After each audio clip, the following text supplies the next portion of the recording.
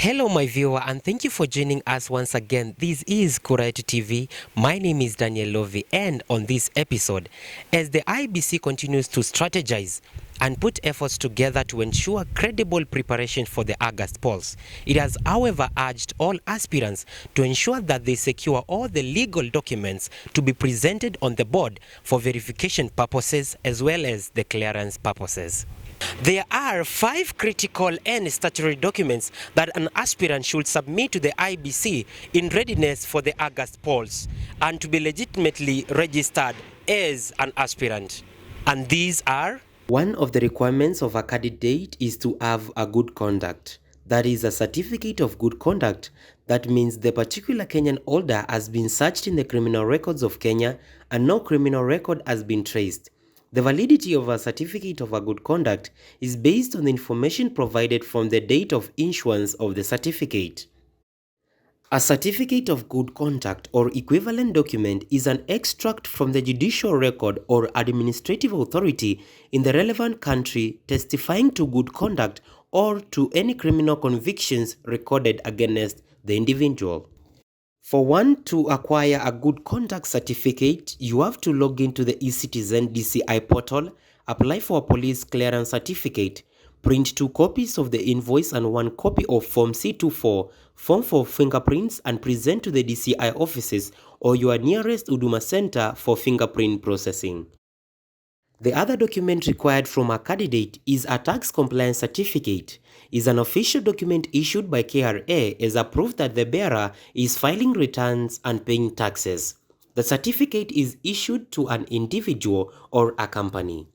Tax compliance certificates are issued by KRA to individuals or corporate bodies as a confirmation that have filed relevant taxes, returns, and paid taxes due as provided by the law. For one in Kenya to apply for tax compliance certificate, he or she is required to visit the KRA iTax portal.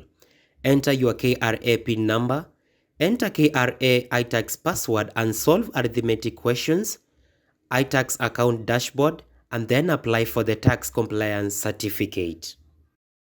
Also, for one to be a qualified candidate, one should have a self-declaration form from the EACC, that is the Ethics and Anti-Corruption Commission. A clearance certificate from the EACC is one of the 5 clearances outlined in Chapter 6 of the Constitution of Kenya. This is a requirement under Section 13(2) and 55 of the Leadership and Integrity Act 2012. Aspirants should fill and submit commissioned self-declaration form to the Ethics and Anti-Corruption Commission. For one to get an EACC clearance in Kenya, a completed form can be submitted in person or maybe be dropped on behalf of the applicant at the EACC head offices at Integrity Center, Nairobi, or at any EACC regional office or Huduma centers countrywide. Please do not submit the form online. The other document for you to stand out as a candidate, you are supposed to obtain a CRB clearance certificate in Kenya. A CRB clearance certificate is a document that confirms that currently as a candidate or customer, you do not have any non-performing account or loans. To get a CRB clearance certificate, you must make an application through a licensed CRB company. It will cost you 2,200 for the certificate. The 5th and the last requirement for a candidate is to have an HELB compliance certificate. This certificate is issued to the beneficiaries of HELB loan who are up to date with their loan's repayment. It is also issued to the beneficiaries who are still within the repayment grace period. Once a beneficiary has completed repaying the loan, he or she is issued a certificate of clearance. This service is not charged.